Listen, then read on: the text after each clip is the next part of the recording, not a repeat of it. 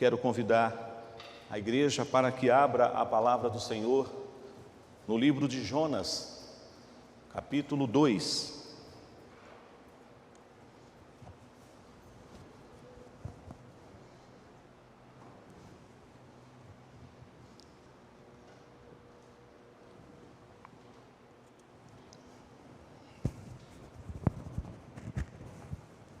Jonas, capítulo 2, nós leremos todo este capítulo.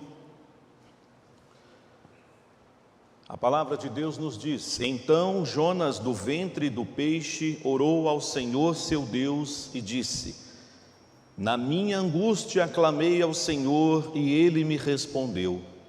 Do ventre do abismo gritei e Tu me ouviste a voz. Pois me lançastes no profundo, no coração dos mares, e a corrente das águas me cercou. Todas as tuas ondas e as tuas vagas passaram por cima de mim. Então eu disse: Lançado estou de diante dos teus olhos, tornarei porventura a ver o teu santo templo?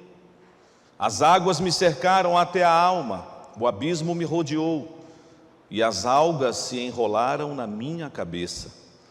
Desci até aos fundamentos dos montes, desci até a terra, cujos ferrolhos se correram sobre mim para sempre. Contudo, fizeste subir da sepultura a minha vida, ó Senhor meu Deus. Quando dentro de mim desfalecia a minha alma, eu me lembrei do Senhor, e subiu a Ti a minha oração no Teu santo templo. Os que se entregam à idolatria vã abandonam aquele que lhes é misericordioso. Mas com a voz do agradecimento eu te oferecerei sacrifício. O que votei, pagarei. Ao Senhor pertence a salvação. Falou, pois, o Senhor ao peixe, e este vomitou a Jonas na terra. Oremos mais uma vez, irmãos. Pai, a Tua palavra é viva e eficaz, e precisamos mais uma vez neste dia, nesta manhã, da instrução dela para a nossa vida, ó Pai. Ajuda-nos, ó Deus, para que o Teu servo, com a iluminação do Teu Espírito, exponha a Tua palavra com fidelidade, que a Tua igreja, reunida aqui, e os nossos irmãos em casa, também tenham a iluminação do Teu Santo Espírito para compreender a exposição, ó Deus, da Tua palavra. Desvenda os nossos olhos, Senhor, para que contemplemos as maravilhas da Tua lei. Nós oramos em nome de Jesus. Amém. Imitando o nosso querido reverendo Robert, minhas queridas crianças presentes aqui na igreja e em casa, durante a mensagem vocês terão a oportunidade de desenhar Jonas orando no ventre do grande peixe. Tente imaginar, crianças, como Jonas estava ali. E você depois vai compartilhar o seu desenho através dos nossos grupos, dos nossos canais de comunicação, e no final nós também falaremos com você sobre o seu desenho, sobre o que você está aprendendo nesta manhã. Mas esteja atento enquanto você desenha a palavra do Senhor que será exposta para nós nesta manhã. Quero fazer uma pergunta a você, meu irmão, minha irmã. Qual foi o lugar mais estranho que você já orou? Em que circunstância adversa você elevou a sua voz ao Senhor? Tente imaginar aí na sua caminhada com Cristo, uma situação que levou você a clamar ao Senhor, e que você, quando lembra daquele dia, daquele momento, você fala: olha, ali foi uma hora bem difícil para mim, pastor. Talvez alguns estejam lembrando de uma oração feita num leito de enfermidade. Talvez alguém esteja lembrando de uma oração elevada aos céus quando acabou de receber a notícia da morte de um membro da sua família. Talvez você esteja lembrando de uma oração que você fez antes de tomar uma decisão, pedindo a direção e a orientação do Senhor. Qual foi o local mais estranho que você já orou? A palavra de Deus mostra muitos lugares onde o povo, onde os servos de Deus oravam. Não subestimando a casa de Deus, mas é muito comum orarmos na casa do Senhor, como estamos aqui nesta manhã. Também podemos orar nos nossos lares, conforme o Senhor Jesus nos orienta, que fechemos a porta do nosso quarto e oremos em secreto. Mas talvez o único personagem da Bíblia que tenha orado no ventre de um peixe foi Jonas. E é claro que nós vamos nessa manhã estudar e meditar sobre esta oração. Mas o livro do profeta Jonas é um livro interessante, porque nós não encontraremos aqui a palavra como os oráculos proféticos que Deus mandaria ele dizer. Nós temos sim uma sentença curta, que Nínive seria subvertida, que em 40 dias o Senhor visitaria aquela nação com seu juízo. Mas o personagem principal dessa história não é Jonas. A cidade mais importante também dessa história não é Nínive. Os fenômenos que aconteceram da parte de Deus têm o seu valor. A tempestade, o grande peixe, a planta que nasce e morre. Mas o protagonista dessa história e de toda a palavra de Deus é Deus. Deus, na história de Jonas, quer nos ensinar que Ele terá misericórdia de quem Ele aprover ter misericórdia. E isso Paulo repete aos Romanos, escrevendo lá no capítulo 11, terei misericórdia, e no capítulo 9 também, de quem eu quiser ter misericórdia. O Senhor se move de compaixão, porque Ele é soberano e Ele tem autonomia para fazer isso. Mesmo em momentos em que de repente você diz, mas para este povo, Senhor, o Senhor vai agir com misericórdia e compaixão. O Senhor não conhece a fama desse povo, o Senhor não conhece a história deste povo. E é interessante que o capítulo 1 nos mostra como é que Jonas reagiu ao chamado de Deus. Ele se dispôs, conforme o texto diz, mas não para dizer, sim Senhor, eis-me aqui, mas ele se dispôs para fugir da presença de Deus, ou pelo menos tentar fugir, porque já foi lido nesta manhã que é impossível fugirmos e nos ausentarmos da presença de Deus. Em qualquer lugar que você estiver, até mesmo no ventre de um grande peixe, lá estará o Todo-Poderoso, o Criador da nossa história, da nossa vida. Jonas então tenta ir para Tarsis. Vem tempestade, aquele barco, aquela navegação está quase a afundar. Jonas sabe que ele é a causa da tempestade. E é interessante que a tônica do livro tem muitas orações. A princípio os marinheiros oram aos deuses de cada um deles, porque eles não estavam entendendo aquela tempestade. O capitão do navio acorda Jonas, que dormia profundamente no porão do navio, e diz, por que você está agarrado nesse sono? Clama ao seu Deus, para quem sabe Ele nos livrar disso.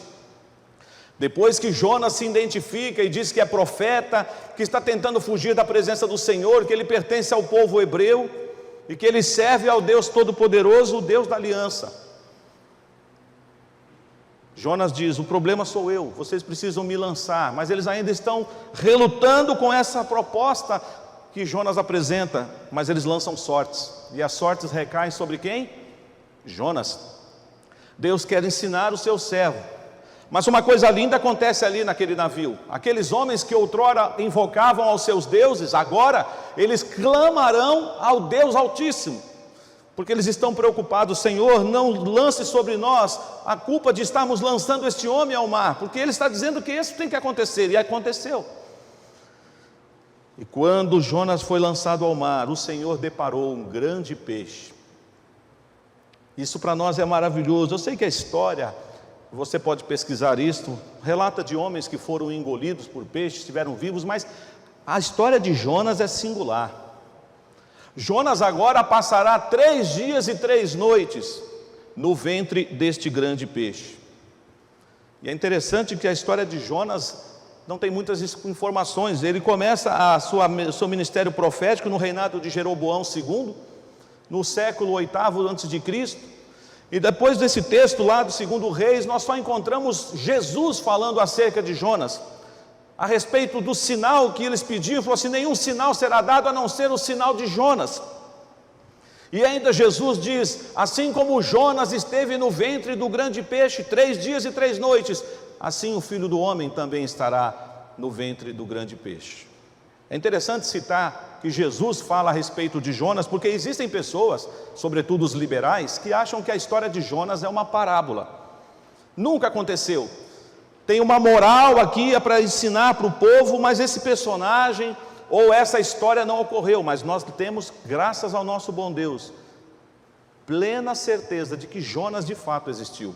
O filho de Amitai habitou aqui nessa terra e foi levantado por Deus para profetizar. Mas ele não atendeu inicialmente ao chamado de Deus. Eu vou rapidamente falar sobre o capítulo 3 e 4, porque depois da experiência do ventre do grande peixe, Jonas é chamado pela segunda vez e ele atende. Mas não se esqueçam de um detalhe: Jonas ainda não está pronto. Deus está desconstruindo esse servo de Deus para moldá-lo conforme o seu querer. Ele prega por 3 dias na grande cidade de Nínive, que segundo a própria informação do texto, aproximadamente 120 mil habitantes. Mas o que ele talvez não esperaria é que o povo se arrependeria, praticasse o jejum, e Deus moveria de compaixão e misericórdia para com os ninivitas e não destruiu Nínive. Jonas ficou desgostoso com isso, como que dizendo: eu sabia que o Senhor não ia fazer isso. O Senhor é clemente, o Senhor é misericordioso. Mas aqui, irmãos, cabe uma inferência. O texto não fala isso de forma explícita, mas talvez até na cabeça e no coração de Jonas passou a seguinte ideia: eu sou profeta, e o profeta tem que falar a verdade, aquilo que Deus manda. Eu preguei a verdade, só que o Senhor não cumpriu a tua palavra. O que vão dizer a meu respeito? O profeta Jonas prega uma coisa e Deus faz outra. Talvez esse não seja o ponto principal, e eu tenho certeza que não é, mas é uma ideia secundária que vale a pena ser registrada aqui. Jonas se desgostou. Jonas ora. Capítulo 4 também tem oração. Jonas orando ao Senhor, e o Senhor está falando agora com ele. Ele quer pedir a morte, ele diz que não merece viver, e o Senhor consulta o coração dele. É razoável essa sua ira? E ele fica em silêncio.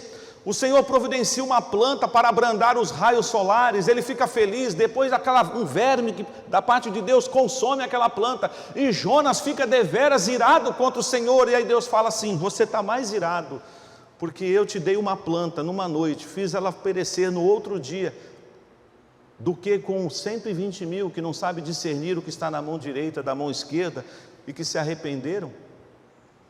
A história termina de forma abrupta, nós não sabemos o desfecho final da vida de Jonas, mas voltando agora no capítulo 2, nós vemos o Senhor tratando esse servo de uma forma muito singular, especial. Como eu perguntei na introdução, qual foi o lugar mais estranho que você já orou?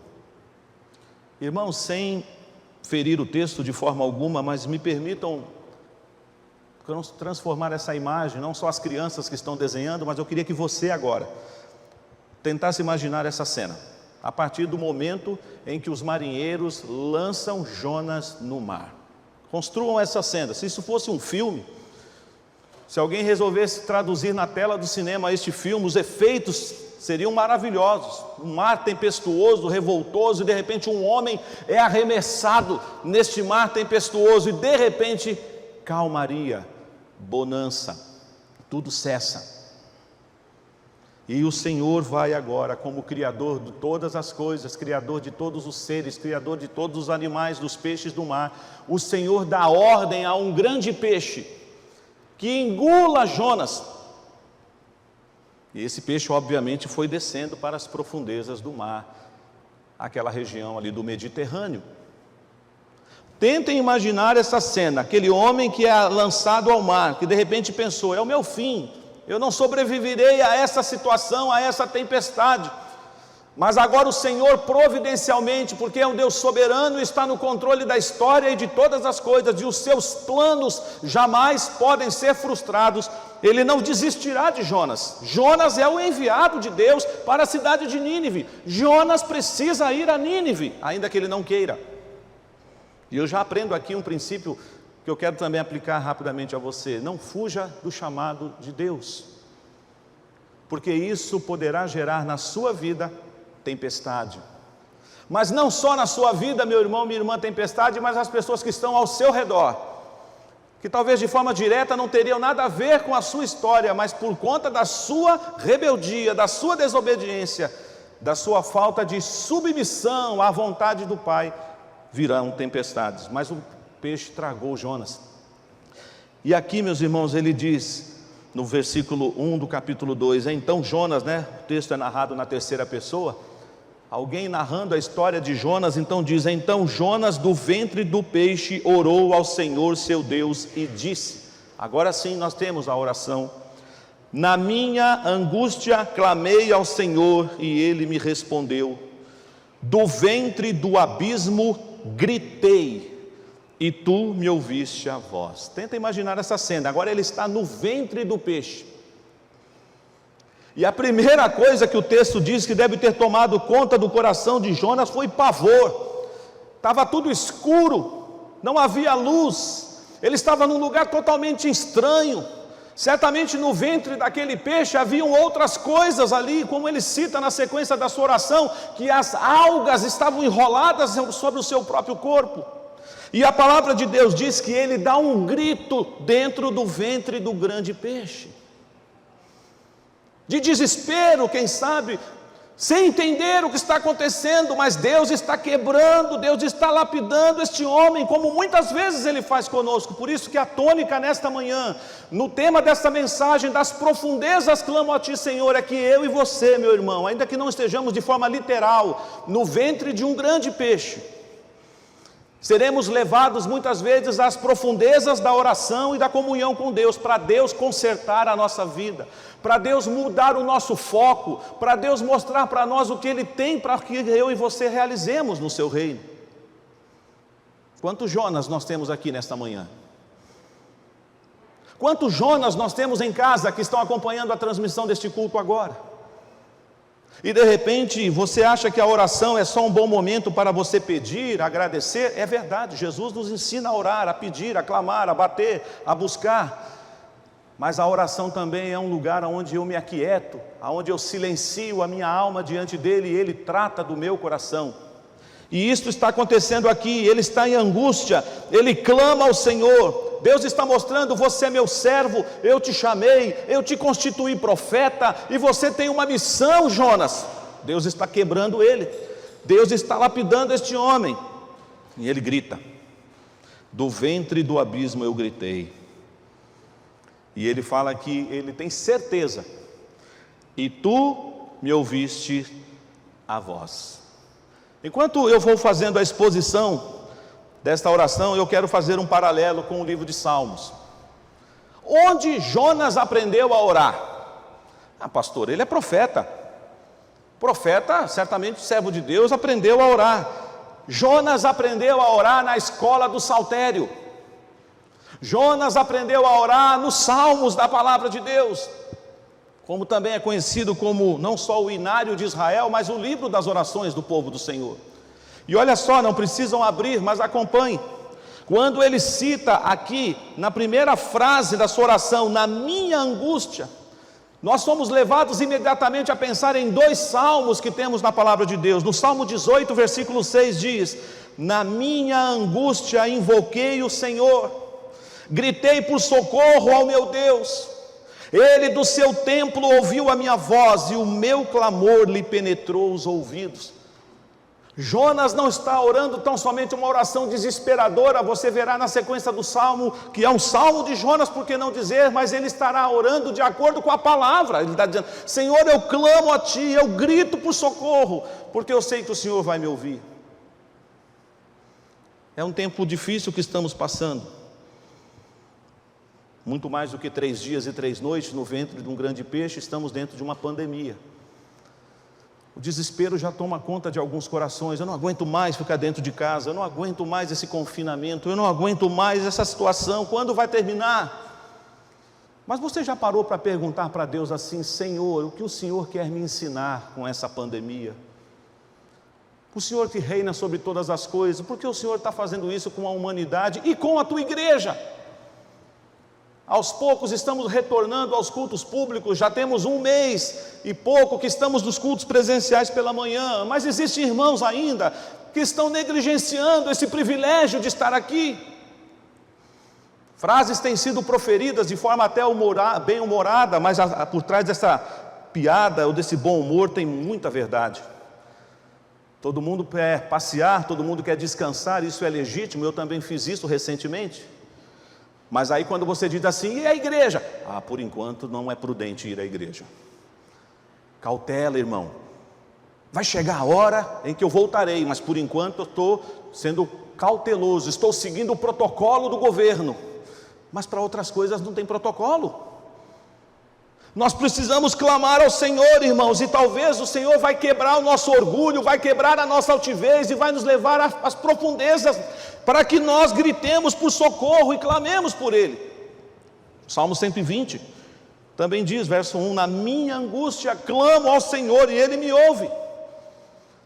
Talvez você esteja orando, pedindo para o Senhor explicar a causa, o motivo, e Deus talvez continue silente, como Ele fez com Jó. Deus nunca falou para Jó o motivo de tudo aquilo. Deus nunca falou, Jó, eu vou abrir o meu coração. Na verdade, tudo isso está acontecendo na sua vida porque Satanás falou que você me segue e me serve por interesse. Nós conhecemos a história de Jó. Talvez agora Jó, já com o Senhor, conheça a sua história. Mas Jó chegou à conclusão pela ação de Deus nele. Eu sei, Senhor, que o Senhor tudo pode. Nenhum dos teus planos pode ser frustrados. Ele está no profundo e ele diz, o Senhor me lançou no profundo, no coração dos mares, e as correntes das águas me cercaram, todas as tuas ondas e as tuas vagas passaram sobre mim. Tenta imaginar, irmãos, ele não só está no ventre do grande peixe, Deus por providência fez com que oxigênio suficiente estivesse naquele ventre daquele peixe. Ele está num lugar seco, não tem água lá dentro. Você pode estudar isso depois, eu não vou me ater a esses detalhes agora, mas aquele grande peixe está descendo, e você sabe que o nosso mar, essa imensidão de Deus, ele não é só extenso na sua largura, nos seus quilômetros e quilômetros, que você às vezes na praia não vê o seu fim, mas ele também é profundo, profundo, profundo. E talvez se ele estivesse num outro ambiente, nem as maiores potências mundiais conseguiram construir ainda cápsulas que suporte a pressão no fundo do mar, mas ele está no ventre do grande peixe, no profundo. E é nesse profundo que Deus quebra ele, e ele clama ao Senhor. Salmo 18 também diz, laços de morte me cercaram, torrentes de impiedade me impuseram terror, cadeias infernais me cingiram e tramas de morte me surpreenderam. Já se sentiu assim, meu irmão? Você já teve algum momento na presença do Pai em que o Senhor te leva a um momento de comunhão, de intimidade, mas um tempo em que Deus quer consertar você, em que Deus não quer desistir de você porque Ele te ama? Você não foi apenas salvo para dizer por aí, eu vou morar com Jesus eternamente. Você foi salvo para servir, e você deve reconhecer Jesus como seu Senhor absoluto e se render de forma submissa a Ele. Jonas está sendo tratado por Deus. Nessa oração ela não nasce de qualquer forma. É claro que você pode dizer, mas pastor, o senhor mesmo disse a partir do 3 que Jonas ainda não aprendeu totalmente, sobretudo o capítulo 4, que faz você entender o ponto central desse Deus que age com graça e misericórdia sobre quem Ele quer. Mas Deus está tratando de Jonas, como Deus tem tratado a minha vida, e creio que está tratando a sua vida também. O texto continua, irmãos. Olha só o que nos diz. Todas as tuas ondas e as tuas vagas passaram por sobre mim. Salmo 42, 7 diz assim, um abismo chama outro abismo, e ao fragor das tuas catadupas, todas as tuas ondas e vagas passaram sobre mim. Ou seja, Jonas está orando salmos, Jonas está orando a palavra. E eu te pergunto nesta manhã, o que contém a sua oração?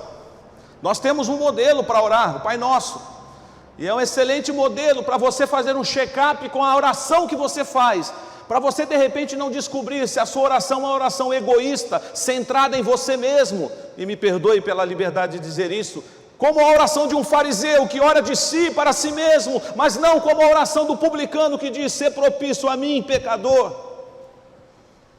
Jonas está sendo quebrado. Das profundezas clamo a ti, Senhor. Então eu disse, lançado estou de diante dos teus olhos, tornarei porventura a ver o teu santo templo.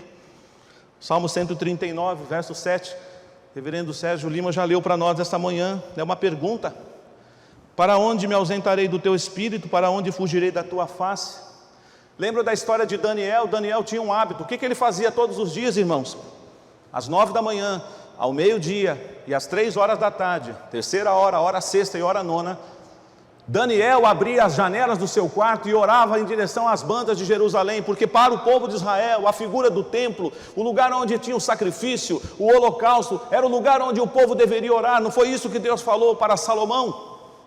Que aqueles que orassem naquela casa, se o seu povo que se chama pelo meu nome, se humilhar, orar e se converter dos maus caminhos e me buscar, então eu ouvirei dos céus. E ele não está no templo. Jonas está no ventre do grande peixe e ele tem uma questão: Senhor, eu vou voltar a entrar no templo um dia. O Senhor vai me tirar daqui, Senhor. Eu vou sair dessa situação de escuridão, de ausência total da luz. Às vezes Deus faz isso conosco. Às vezes Deus faz isso com a sua igreja. Nos leva para um tempo de solitude com Ele. Não simplesmente para você fazer meditação transcendental, como algumas pessoas falam: eu fico lá, pastor, meditando, aquela posição, né, segurando o dedinho assim. Não é isso não. É luta em oração, como Jacó lutou com o Senhor no vale de Jaboque. É Deus mudando o coração de Jacó e falando que agora ele não é mais o suplantador, não é o esperto que passa a perna no irmão, mas agora ele é Israel, agora ele é o príncipe de Deus. Por isso que quando eu entro em oração com o Senhor, eu não posso sair da mesma forma. É triste e forte o que eu vou dizer, mas lendo um livro há muitos anos do reverendo Hernandes, ele cita uma história, e misericórdia por essa história, que é verídica. Uma esposa disse ao seu pastor: o meu marido, pastor, é um homem de oração. Eu fico impressionado o tempo que o meu marido fica de joelho orando. Mas tem um problema, pastor: quando ele levanta da oração, ele é um cavalo. Ele me humilha, ele me xinga, ele menospreza os nossos filhos. E aí a moral dessa história é a seguinte: como pode alguém entrar na presença de Deus em oração, investir tempo em oração e sair da oração com arrogância, com prepotência, pecando? Deus está trabalhando Jonas. Cuidado para você não sair dos átrios do templo nessa manhã e já pecar ali no hall de entrada, com comentários, com palavras. Ou talvez você diga: ainda bem que ninguém sabe o que eu estou pensando. Mas Deus sabe, Ele te sonda e te conhece. Ele está clamando ao Senhor. Ele tem certeza, irmãos, desse momento que é difícil e inédito. Olha como ele que fala no verso 5: as águas me cercaram até a alma. Irmãos, ele está nas profundezas do mar. O abismo me rodeou. Eu sei que as crianças estão fazendo o desenho, mas eu aprendi, ainda que eu cheguei tardiamente na igreja, eu não tive o privilégio de passar pelo departamento infantil da igreja. Eu já entrei na pré-adolescência. Mas um dia, passando pela classe da professora da escola dominical, lá na antiga congregação do Jardim Mutinga, eu vi a professora da escola dominical, a dona Maria Helena, com o flanelógrafo e colocando as figurinhas, e a história era de Jonas. E a hora que colocou a foto daquele ventre do grande peixe, eu achei engraçado, porque tinha uma poltrona do papai, um abajur, e Jonas sentado na poltrona do papai orando. E aí é claro que a minha mente falou assim: então foi assim? Jonas estava orando sentado numa poltrona? Ele mesmo diz como ele estava orando: as algas se enrolaram na minha cabeça. Dá para você imaginar? O que tinha no ventre daquele grande peixe? Em que circunstância ele estava orando? Então às vezes você fala assim: pastor, aqui não é um local conveniente para orar. Existe algum local conveniente para orar? Em todo tempo, em todo lugar, orar sem cessar. É claro que se você puder separar um tempo na casa do Senhor, no seu quarto, mas haverá momentos em que você orará, e claro que você não precisa fechar os olhos, dependendo do lugar. Eu já fiz muitas orações no trânsito de São Paulo. Quantas vezes eu falei: agora eu vou fazer o que aqui, esperando essa marginal aqui, 1 hora para chegar na Zona Leste, eu vou orar, eu vou interceder pela minha família, eu vou interceder pela igreja, dirigindo. Você pode orar, mas você não pode sair da oração sem ser transformado, e eu creio que Deus transforma. Por isso que essa história que eu contei há pouco é muito triste, eu reconheço. E ele continua: eu desci aos fundamentos dos montes, desci até a terra. A ideia, irmão, sabe aquelas montanhas, quando você vai no litoral, seja no litoral norte, litoral sul aqui de São Paulo, você vê algumas montanhas saindo de dentro da água, certo? Onde estão os fundamentos daquela montanha? lá nas profundezas do mar. Ele foi até lá. E aqui a ideia de descer até os fundamentos dos montes é que Deus falou assim: eu vou quebrar você, Jonas, eu vou diminuir você, Jonas, porque todo aquele que se exalta será humilhado. E eu faço isso também quando os meus filhos entram em oração.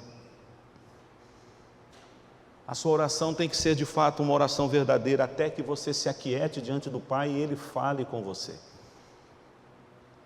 Ainda que de uma forma diferente, mas a consciência é a mesma. Quando Isaías teve aquela visão gloriosa do Senhor assentado no seu alto e sublime trono, o seu ai de mim, aquele brado, aquele grito, é porque ele sabia na presença de quem ele estava. E eu preciso ter essa consciência quando eu oro ao meu Deus. Nós precisamos continuar clamando ao Senhor. E ele fala aqui, meus irmãos, versículo 6 e 7. A parte B do verso 6: contudo fizeste subir da sepultura a minha vida, ó Senhor meu Deus, quando dentro de mim desfalecia a minha alma, eu me lembrei do Senhor, e subiu a ti a minha oração no teu santo templo. Mais uma vez essa ideia, embora ele estivesse tão longe do templo, ainda que ele estivesse nas profundezas do mar, ele lembrou do templo, ele lembrou do lugar de oração, ele lembrou da casa de oração, e ele orou do ventre do grande templo ao Senhor.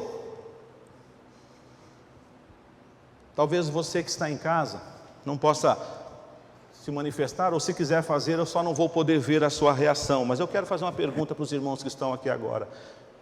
Quantos aqui estavam com saudade do templo?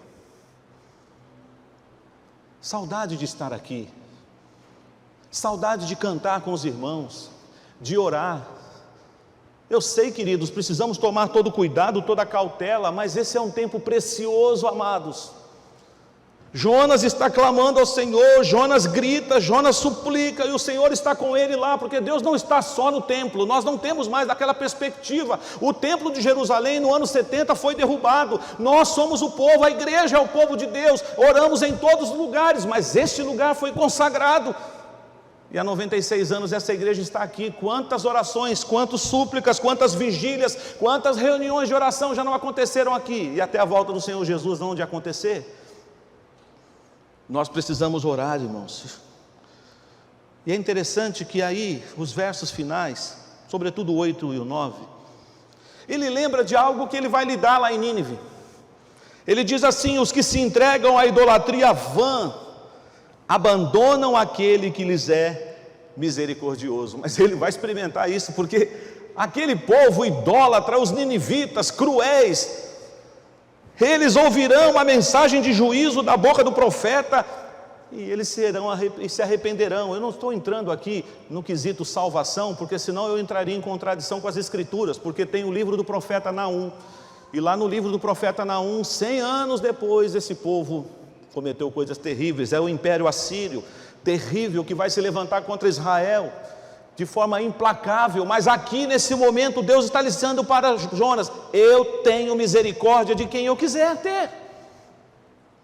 Você está preocupado com a planta que nasceu ontem e morreu hoje de manhã? Pois eu estou preocupado com 120 mil pessoas que não sabem discernir uma mão da outra, mas que clamaram, que instituíram um jejum. Até sobre os animais foi colocado pano de saco, irmãos. Podem imaginar isso?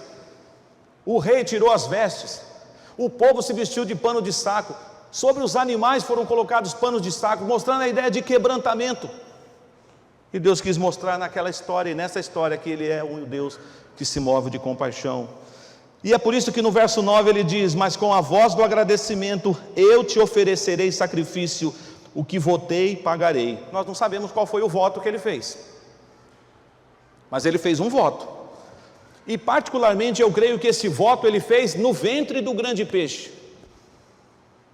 Outra questão também que eu poderia ter falado logo no início, já caminhando para os minutos finais. Vocês acham que essa oração foi feita por Jonas assim que ele entrou no ventre do grande peixe? 3 dias e 3 noites. Você acha que foi assim, ele já entrou e ele já começou a orar? Eu particularmente acho que não. Ele deve ter lutado muito. Ele ainda estava altivo, porque na hora que ele tomou a decisão de descer pegar o navio, embarcar para Tarsis, ele tinha dinheiro. Ele falou assim: qual é o problema? Eu não vou para Nínive, eu vou para Tarsis. Eu tenho dinheiro, eu tenho independência financeira, eu tenho condição, eu não vou para onde Deus está mandando eu ir, eu vou para onde eu quero ir. Mas Deus vai desconstruindo Jonas. Então eu creio que os primeiros momentos dele no ventre, não sei se no primeiro dia inteiro, se no segundo dia, eu não sei que em algum momento Deus foi quebrando ele. Porque Deus fala, diz aquele que é o santo, o altíssimo, conforme Isaías diz, que habita no santo e alto lugar, mas ele habita onde também? No coração contrito. Deus não despreza um coração contrito. Há um rei na história dos reis de Judá e Israel chamado Manassés, terrível, e que uma vez eu ouvi no tempo do seminário uma pregação dizendo: o homem que merecia ir para o inferno, Manassés. Só que a Bíblia diz que Manassés, quando estava numa situação como se fosse um pedaço de carne, preso num gancho, Manassés clamou ao Senhor. Aí você diz: ah não, pastor, Deus ouviu a oração de Manassés? Ouviu. E Deus ouve a sua oração também, e a minha oração também. Você tem feito votos na presença de Deus? Cumpra os votos. Eclesiastes 5 diz: é melhor não votar do que fazer votos e não cumpri-los. Talvez naquela hora mais difícil, naquele lugar que você orou, naquele leito de enfermidade, diante da dor da morte, diante de uma luta, você fez votos, você prometeu coisas ao Senhor, a situação melhorou, o mar se acalmou, a vida voltou à normalidade, e agora chegou a hora de você cumprir o voto. Salmo 116 diz: cumprirei os meus votos na presença de todo o teu povo. E ele tem reconhecimento, olha que coisa linda, e eu termino aqui: ao Senhor pertence a salvação. Ele cita o Salmo mais uma vez, ele cita agora, como um ressoando aqui do Salmo 3, verso 8, quando diz: do Senhor é a salvação, e sobre o teu povo a tua bênção. Qual foi o lugar mais estranho que você já orou? Mas agora eu quero mudar um pouco a minha pergunta. Qual foi a última vez que você entrou em oração na presença de Deus e você saiu diferente? Você percebeu, enquanto eu orava, às vezes até intercedendo em favor de uma situação, Deus estava trabalhando no meu coração.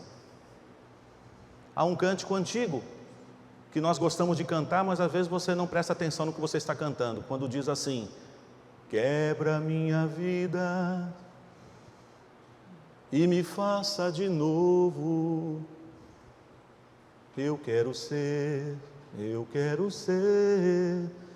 um vaso novo. Você quer que Deus te quebre hoje? Está preparado? Mas eu te garanto uma coisa: vai doer, mas é para o nosso bem. Foi bom ter passado pela aflição para que eu conhecesse os teus decretos, diz o salmista. Jonas tentou fugir, mas Deus não permitiu. Deus criou várias situações, porque Ele é soberano, Ele está no governo, Ele está no controle de todas as coisas. Ele é o protagonista dessa história do começo ao fim. Mas Ele ensinou Jonas uma lição: não vale a pena fugir do chamado de Deus. Não vale a pena tentar sair da presença de Deus, até porque é impossível.